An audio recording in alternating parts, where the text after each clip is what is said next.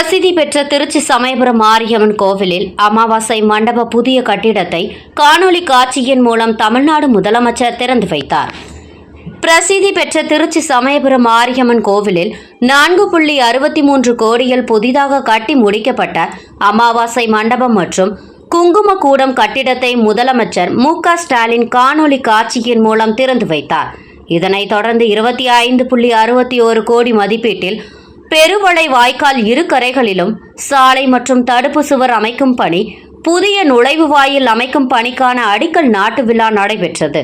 இந்நிகழ்ச்சியில் கோவில் இணை ஆணையர் பிரகாஷ், அறங்காவலர் குழு தலைவர் VSP இளங்கோவன் மற்றும் அறங்காவலர் குழு உறுப்பினர்கள், பேரூராட்சி மன்ற தலைவர் உறுப்பினர் கனிமொழி, ரங்கபிரபு, வசந்தகுமார், திமுக நகர செயலாளர் ராஜசேகரன் உள்ளிட்ட ஏராளமானோர் கலந்து கொண்டனர்.